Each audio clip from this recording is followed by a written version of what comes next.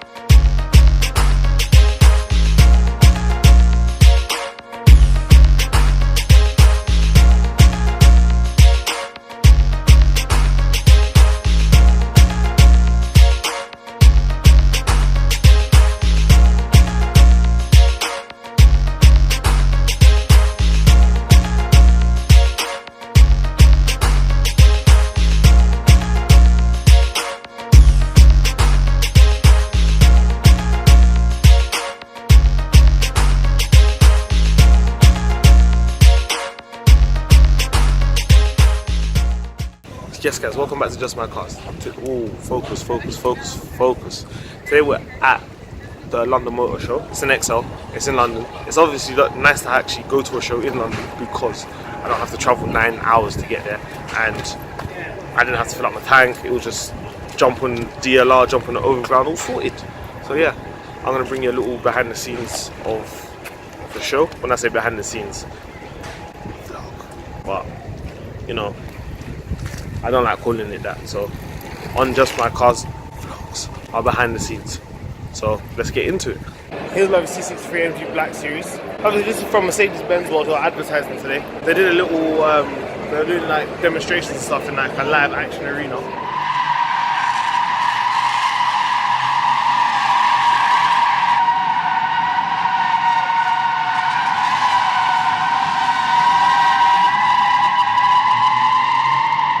Here's something I've never seen in the flesh, a Jaguar XJ220.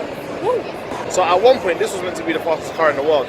I don't know if it ever was, but it's from the era of hypercar, like the late 80s, early 90s. It's basically a Ferrari F40 rival and like a Porsche 959 rival. So it's like V6 twin turbocharged, but it's one of them old school turbocharged cars where all the boost kicks in together, so there's so much lag.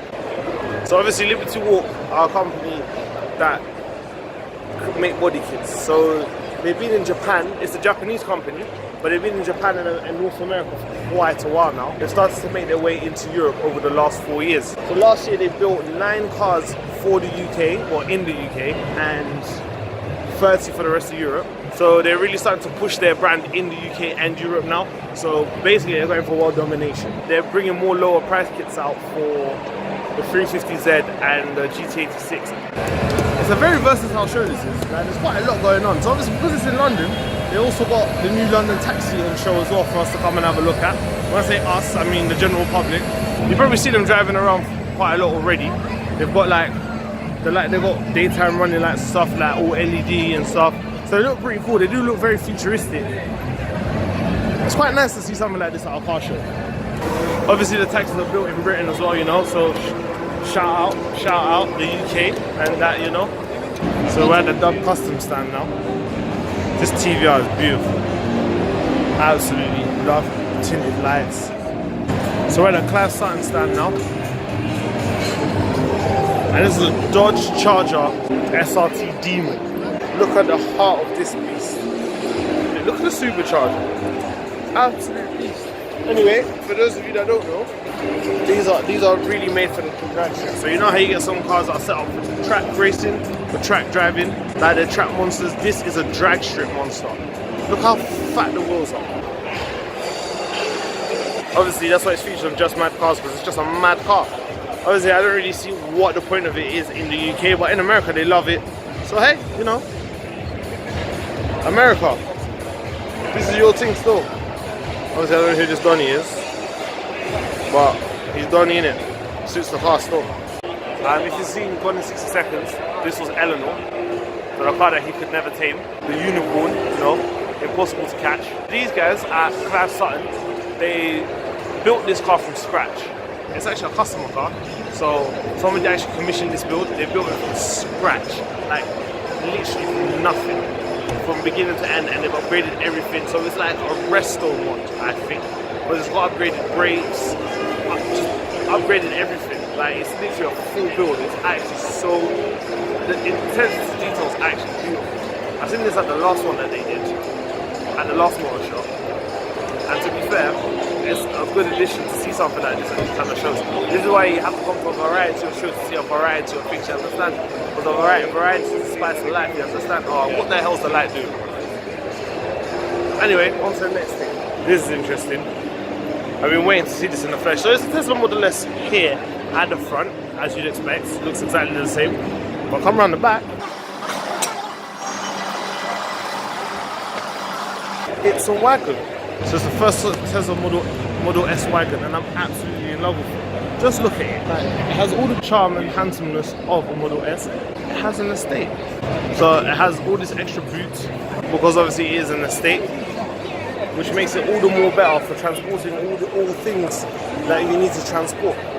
Estate cars are just better than normal cars, like, period. Like, obviously some of them look dead, but this actually was quite handsome, I think.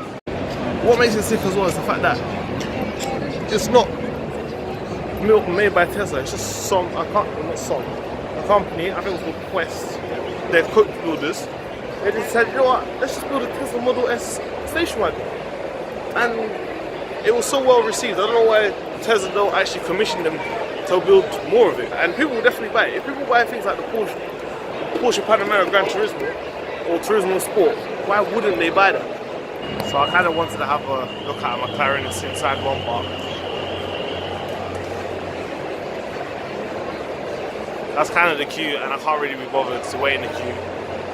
Like, yeah, it would be nice to sit in one, but I just can't bother long. I ain't got time for these queues. This beautiful thing that's based on a Jaguar F-Type is a Lister 666, or Lister 666, I don't know what they call it. So, obviously it's based on an F-Type, but it's received a lot of work. And now it can do 200 miles an hour, has 666 brake horsepower, and does 0 to 60 in 3.2 seconds. This is actually what's good about this show. It really is the London Motorshow.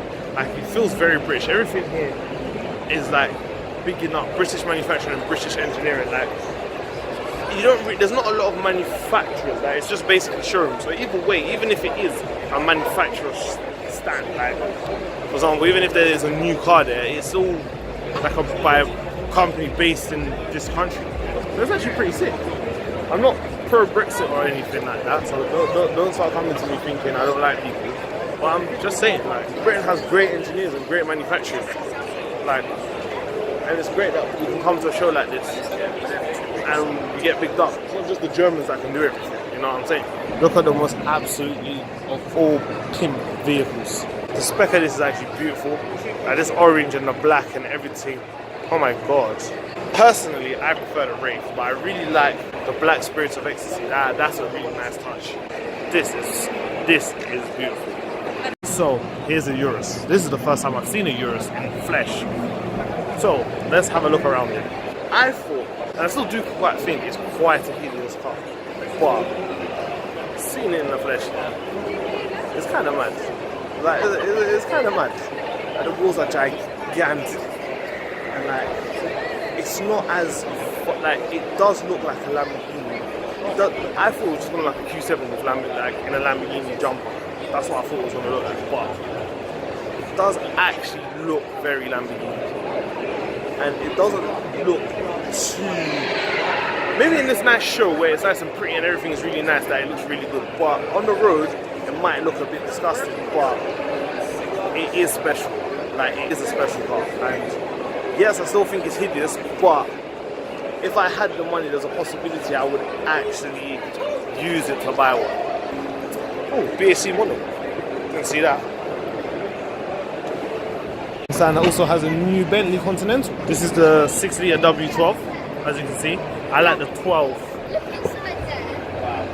down there. I really like. Oh, careful, mate. I really like that.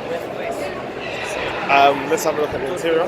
They're not going to open the door because it's meant to be locked, but the interior does look pretty well, pretty nice. You can see, I can already see kind of the resemblance compared to a Panamera, because these are based on the new Panamera. Like the width of the center console and like the placement of the screen and stuff, it is very Panamera. Let's have a look at the back. It's nicer than I thought it would be. When I saw it in pictures and stuff, didn't look that pretty. So I really like this sweeping line, this jawline. That looks sick. Oh, there's a Vantage. You know, you understand. When New Vantage was coming out, I was really excited. Again, go watch. I think it should definitely be cars to be excited for. It's so pretty. There's not really much I can say, but it's just so beautiful, especially in this color with the black accents, like the black bumper, with the black side skirts, and the black mirrors. Oh, let's take a look at the inside. I haven't looked inside yet. Oh, tan leather. Oh, tan leather. Lovely. And all the black diffuser and everything. This car is truly beautiful. I cannot wait to see this out on the road.